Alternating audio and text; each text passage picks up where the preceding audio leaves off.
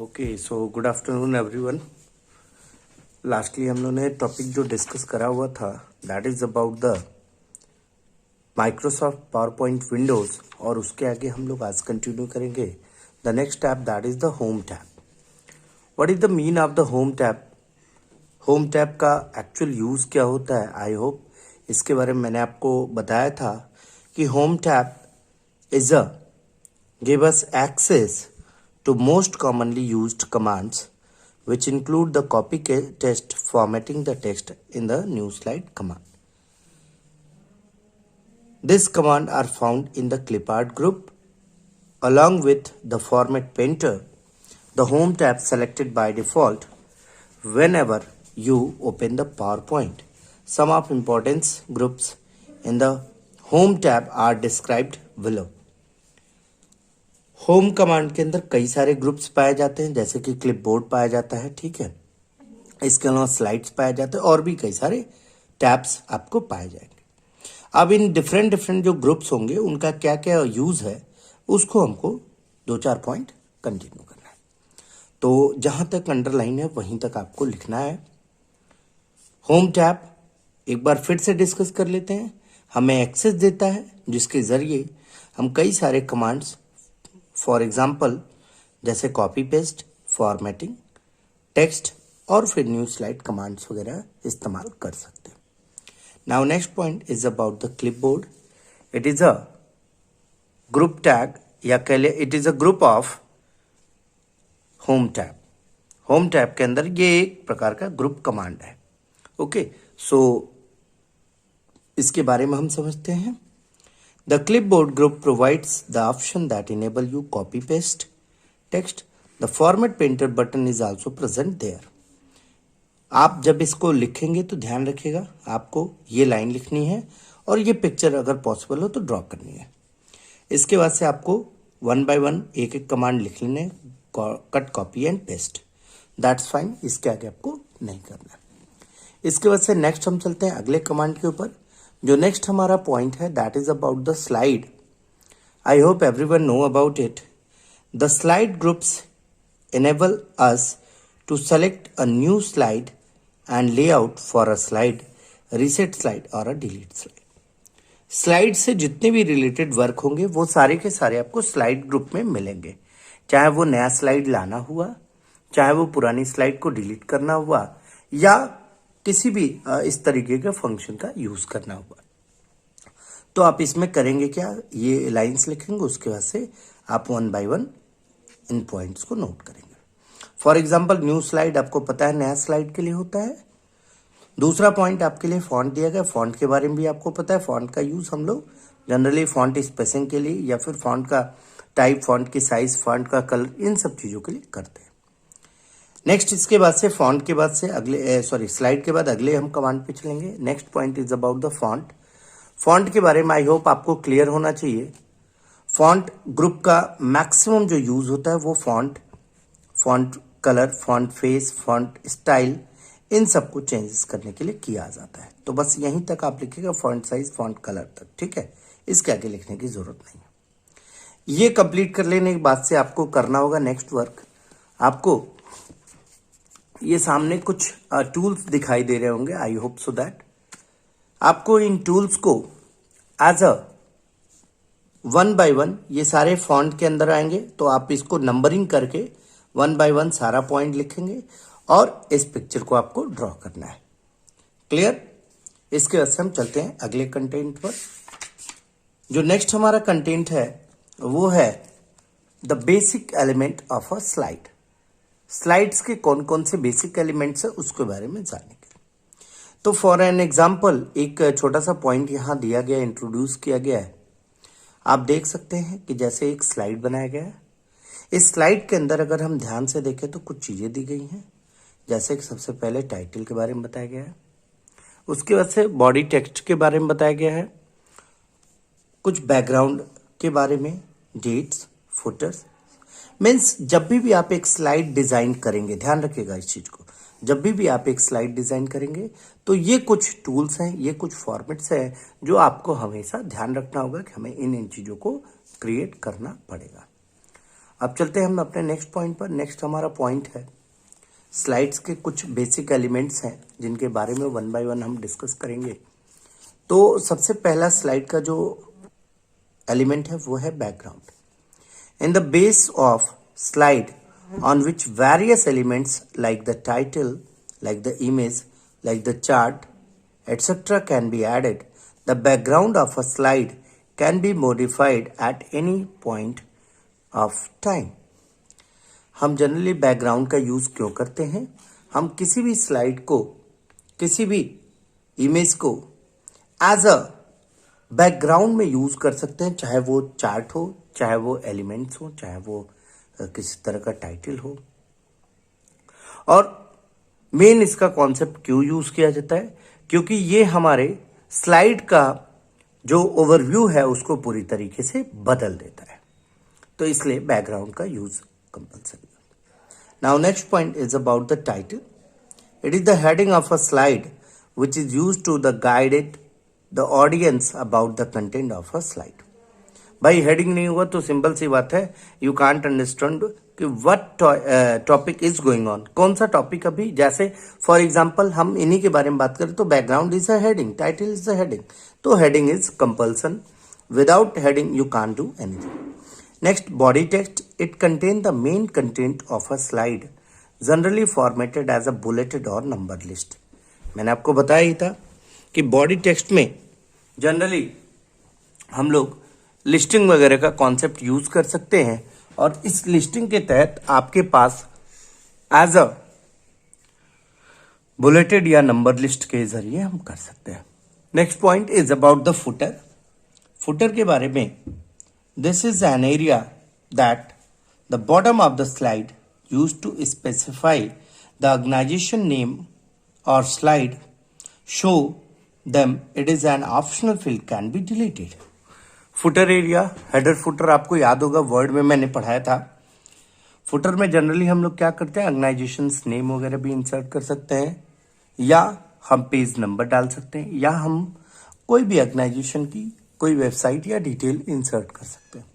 तो कह रहा है कि अगर आप चाहें तो आप फॉर एग्जाम्पल आप इस पिक्चर के जरिए आप देख भी सकते हैं।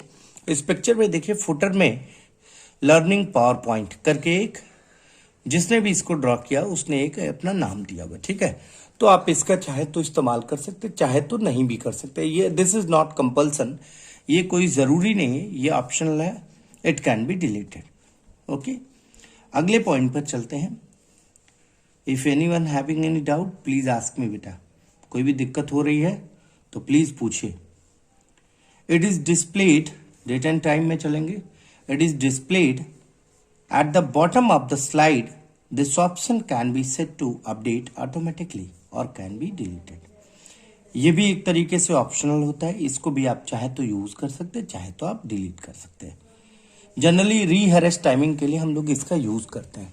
आगे आप जब चलेंगे तो आपको रीहरेस्ट टाइमिंग का कॉन्सेप्ट समझ। Next, the slide number.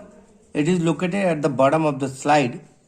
You can either modified is located or delete it.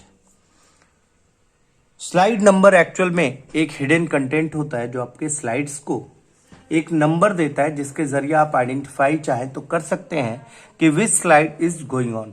और ये कई मामले में हमारे लिए हेल्पफुल भी होता है जब हमें स्लाइड की रीअरेंजिंग करनी पड़ती है। फॉर एग्जाम्पल, आपने कोई एक स्लाइड क्रिएट किया हुआ है और उस स्लाइड में जो दूसरा पेज है उसको आपको लेकर जाना है 5वें पेज पर। अब जब 5वें पेज पर आप लेकर जाएंगे तो कैसे हो पाएगा? उसके लिए आप क्या करेंगे, नंबर आपको चाहिए, तभी तो आप फाइंड आउट कर सकते हैं। तो this is an important point. अब हम चलते हैं अगली हेडिंग की तरफ। नेक्स्ट हेडिंग से पहले आपके सामने कुछ चीजें दिख रही हैं, जैसे let us discuss, quick access या क्विक क्विज, ऑनलाइन लिंक। बेटा इन सब पॉइंट्स को एक बार जरूर देख लिया करिए, क्योंकि it is also an important points. Okay, तो चलते हैं नेक्स्ट पॉइंट पर। नेक्स्ट पॉइंट हमारा है डिफरेंट टाइप्स ऑफ लेआउट। ठीक है, अब डिफरेंट टाइप्स ऑफ लेआउट का क्या कॉन्सेप्ट है इसको समझिएगा। जैसे अलग अलग टाइप के लेआउट्स होते हैं।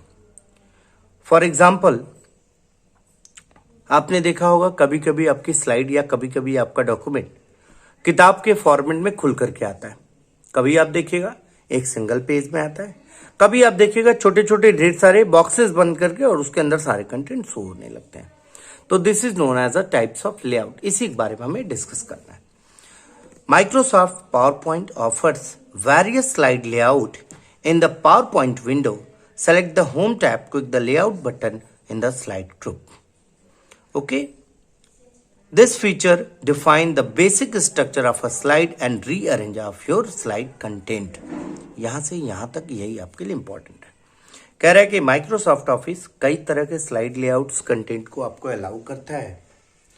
पावरपॉइंट अगर हम विंडो की बात करें तो इसमें होम टैब के अंदर आपको लेआउट बटन में जाना और वहां से आपको स्लाइड ग्रुप का यूज करके आप अपने स्लाइड स्ट्रक्चर को डिफाइन कर सकते हैं, स्लाइड स्ट्रक्चर को क्रिएट कर सकते हैं। तो आई होप यहां तक चीजें क्लियर हो रही होंगी। अगर किसी को कोई डाउट हो तो बेटा प्लीज आस्क मी। इसके बाद नेक्स्ट आपके सामने एक टूल बनाया गया है, जिस टूल को मैं देखता हूँ, कोशिश करता हूँ पूरा आपको दिख जाए। हाँ, ये बेटा टूल एक एक ये पिक्चर है और इस पिक्चर के जरिए आपके स्लाइड को डिफाइन करने की कोशिश की गई है। सामने आप पिक्चर को देखेंगे, उसके आगे आपको डार्क कलर से रिप्रेजेंट किया गया। तो इसका पर्टिकुलर आप यूज एक बार देख करके कर सकते हैं और साथ ही साथ आप इस पेज को जब भी आप क्वेश्चन लिखेंगे different types of slide layout, उसके साथ आप इसको जरूर ड्रॉ कर दीजिएगा। ड्रॉ कर सकते हैं तो अच्छी बात है, नहीं कर सकते हैं तो इसको प्रिंट करके वहां पर पेस्ट कर दीजिएगा। ओके, अब हम चलते हैं अपने नेक्स्ट पॉइंट पर। नेक्स्ट पॉइंट इज अबाउट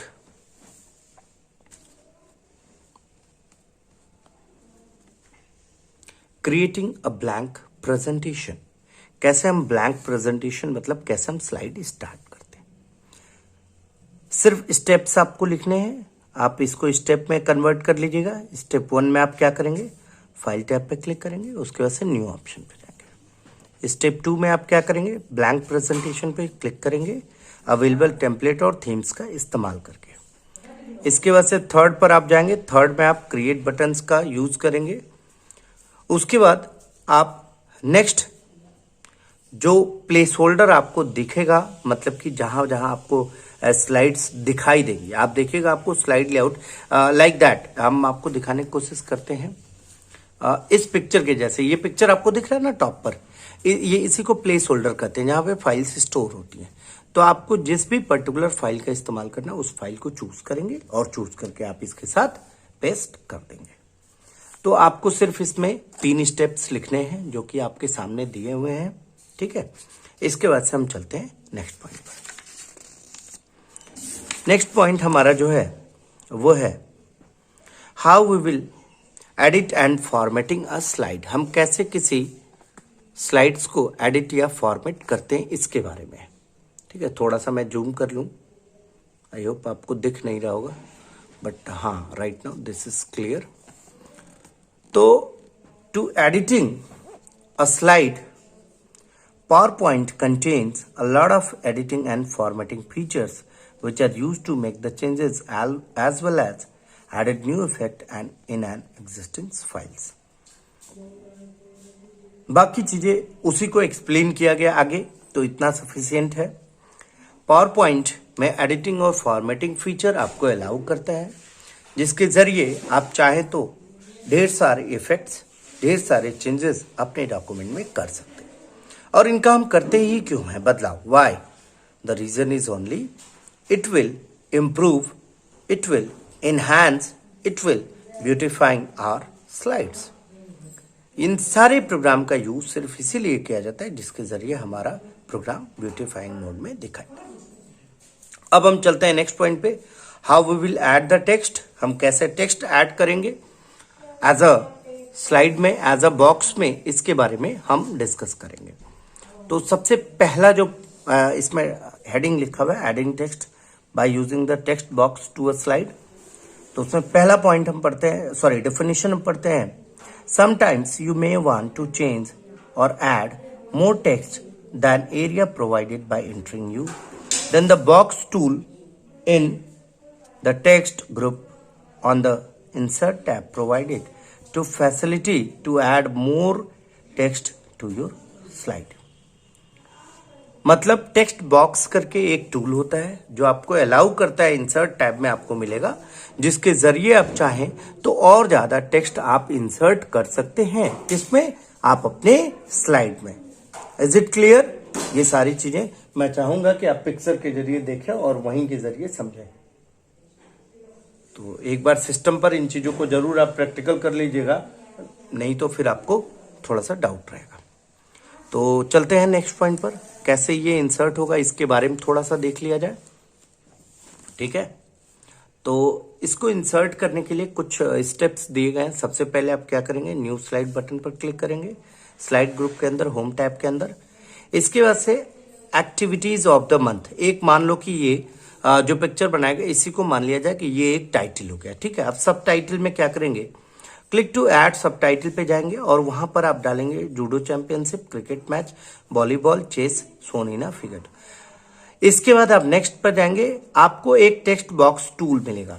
इस टूल में जाकर के टेक्स्ट ग्रुप के अंदर मिलेगा, ध्यान रखिएगा। और टेक्स्ट ग्रुप कहाँ मिलेगा, इंसर्ट टैब के अंदर, मतलब 1, 2 और फिर 3। ठीक है, पहला ये, फिर दूसरा ये, फिर ये। उसमें आपको एक प्लस सिंबल मिलेगा, इस चीज को विशेष ध्यान रखिएगा। उस प्लस सिंबल को आप पुश करेंगे और माउस को क्या करेंगे, आप खींचेंगे। माउस को खींच करके आप जहां लेकर आएंगे उसके हिसाब से आपके पर्टिकुलर एरिया में आपको जगह मिल जाएगी। और जब जगह मिल जाएगी तो आप इंसर्शन पॉइंट रख करके आप टाइप कर सकते हैं, लिख सकते हैं, जैसा कि पिक्चर में दिखाया गया है।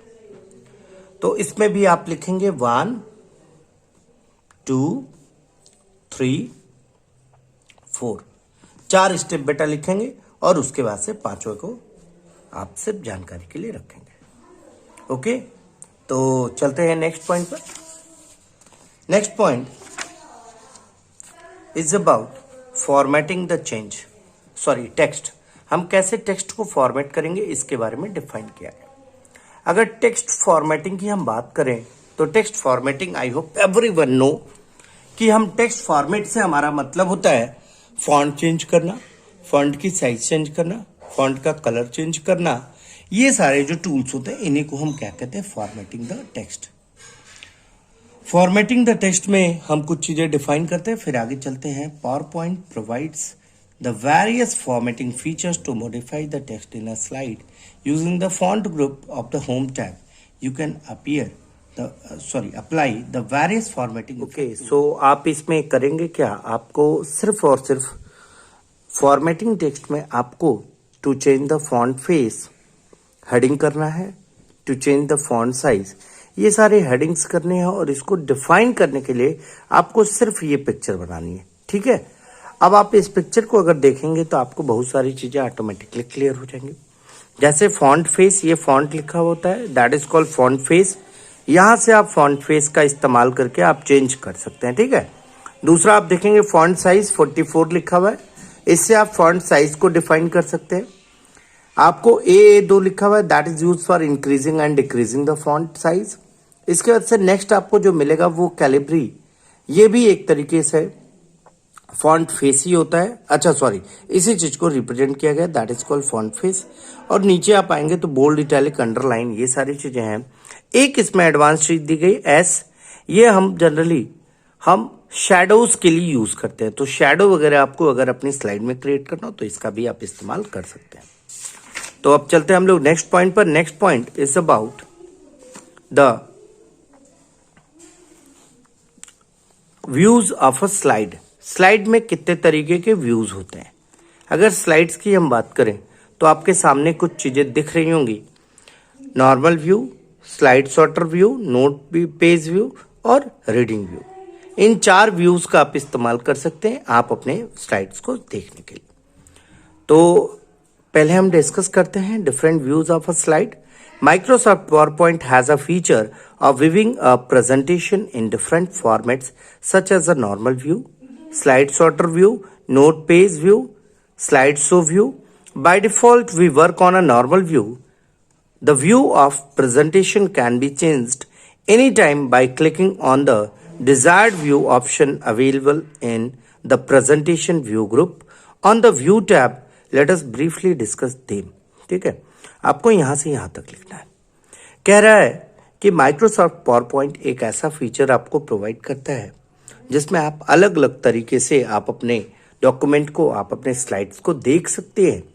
सपोज करिए कि आप काम कर रहे हैं नॉर्मल व्यू के अंदर और सडन आपको नीड पड़ी, तो आपने सडन क्या किया, उस व्यू को चेंज कर लिया और चेंज करके आपने अपने हिसाब से अपीयरेंस क्रिएट कर लिया। फॉर एग्जाम्पल यहां मैंने बनाया, जैसे आप नॉर्मल व्यू में एक पेज चल रहा था, आपने स्लाइड ऑर्डर कर दिया, सारे पेज क्या हो गए, सारे स्लाइड छोटे छोटे बन करके आपके सामने रिप्रेजेंट हो गए। समझ में आ रही बात? तो आप एक ही पॉइंट में आप चाहें तो सारी चीजों को डिफाइन कर सकते हैं। तो सबसे पहला इसमें व्यू जो होगा वो नॉर्मल व्यू होगा। आपको सिर्फ इसमें नाम लिखने हैं, आपको पूरी डेफिनेशन नहीं लिखनी है, ध्यान रखिएगा इस चीज का। आपको नॉर्मल व्यू लिखना है। नॉर्मल व्यू के लिए आप सिर्फ इस पिक्चर को ड्रॉ करेंगे, दिख रहा है सबको। दूसरी हेडिंग आपकी होगी बेटा slide sorter view. Slide sorter view में ये पिक्चर आप डिफाइन करेंगे। तीसरा होगा नोट पेज और चौथा होगा रीडिंग व्यू। आप एक काम करिएगा, चारों हेडिंग्स लिख करके और इस पिक्चर को आप पर्टिकुलर यहां से यहां तक इसको ड्रॉ कर लीजिएगा। थोड़ा सा स्क्रीन को बड़ा करके ड्रॉ करिएगा, ठीक है। तो चलते हैं हम लोग नेक्स्ट पॉइंट पर। हाँ, एक पॉइंट मैं चाहूंगा उसको आप लिख लीजिएगा जरूर कि स्लाइड शो को स्टार्ट करने के लिए हम लोग किस बटन का इस्तेमाल करते हैं। तो स्लाइड शो को स्टार्ट करने के लिए हम लोग बेटा F5 बटन का इस्तेमाल करते हैं, या आप चाहें तो इस बटन का भी इस्तेमाल कर सकते हैं, जिसके बारे में मैंने कल आपको बताया था। आपको याद होगा ये व्यूज हमने आपको 1 बाय 1 सारे डिफाइन किए थे। थोड़ा सा मैं और जूम कर लेता हूं, आपको और इजी रहेगा दिखने में, ठीक है। तो अगर इसको आप ध्यान से देखिए तो देखिए एक एक व्यूज आपके सामने दिख रहे हैं। इन एक एक व्यूज का सबका अपना अपना यूज है। मैंने आपको अभी बताया था, एक नॉर्मल व्यू के लिए होता है, एक स्लाइड सॉर्टर, एक रीडिंग और एक स्लाइड शो व्यू के लिए, ठीक है। तो आप इसको प्लीज एक बार अच्छे से देख लीजिएगा, ठीक है। इसके बाद से हम चलते हैं नेक्स्ट पॉइंट पर। नेक्स्ट पॉइंट पर हमारी अगला जो हेडिंग है, ये चैप्टर आई होप हाँ खत्म होने वाला है। 2 व्यूज इसमें बढ़ रहे हैं, इसको आपको लिखना पड़ेगा बेटा। एक आपका होता है note page view. Note page view में जनरली होता क्या है कि जो हमारा पेज होता है वो एक, आप जैसे सपोज करिए कि आपने कुछ लिखा हुआ है, ठीक है, कोई चैप्टर आप कर रहे हैं। उस चैप्टर में आपको कुछ ऐसा पॉइंट लिखना है जो कि इंपॉर्टेंट से अलग है थोड़ा सा, लेकिन जानना है, वो आपके चैप्टर में हो ना हो लेकिन आपको उसको जानना है। तो आप क्या करते हैं, नोट करके उसको किनारे लिख लेते हैं, ठीक है। तो नोट पेज जो व्यू होता है ये एक्चुअल में कहता है कि the note page option is available in the view tab. It display the note page and the slide where you can write the additional information for the current slide. अभी जैसे मैंने बताया ना कि आपको कुछ लिखना है तो आप स्पेशली अलग से लिखते हैं ना, तो that is called note page view. Okay, note page के लिए ऑप्शंस आपके दिए गए कि इन स्टेप्स में आप चाहें तो नोट पेज व्यू देख सकते हैं, लिख सकते हैं। इसके वजह से नेक्स्ट हमारा है रीडिंग व्यू। रीडिंग व्यू भी थोड़ा सा पॉइंट है, इसको भी देख लेते हैं फिर चैप्टर फिनिश करते हैं। Reading view is similar to the slide show view. In both view a slide is shown in a full screen mode. However, in the reading view, the slide bar and the status bar display on the screen. The view is not on useful for quick navigate during the slide show. बस यहीं तक लिखेगा। Reading view quick response के लिए use नहीं किया जाता है, ठीक है। बाकी एज इट इज होता है, बाकी कोई चेंजेस नहीं होते। एग्जिट के लिए आपको पता ही है, एग्जिट के बारे में कुछ खास नहीं है, तो एग्जिट आपको पता है। आप फाइल टैब से जाकर के एग्जिट बटन दबा सकते हैं या फिर डायरेक्टली आप कॉर्नर पर क्विक एक्सेस बटन का यूज करके क्लोज कर सकते हैं। तो ये चैप्टर हमारा यहीं खत्म होता है, लेकिन उससे पहले कुछ चीजें हैं वो मैं थोड़ा सा एक बार डिस्कस कर लूं। मैं आपसे बार बार कहता हूं हर चैप्टर में बेटा, जब भी चैप्टर खत्म हो जाए तो जो इसका रिकैप पॉइंट होता है प्लीज उसको अच्छे से एक बार पूरा का पूरा पढ़ लिया करिए, क्योंकि it will help us to understood the things. It will concise the whole chapter in a short time, short duration. तो इस तरीके से हमने ये चैप्टर कंप्लीट किया। बाकी आप क्वेश्चन आंसर कर लीजिएगा, जो डाउट्स होंगे you can ask me any time. Okay, so thank you everyone, मिलते हैं कल।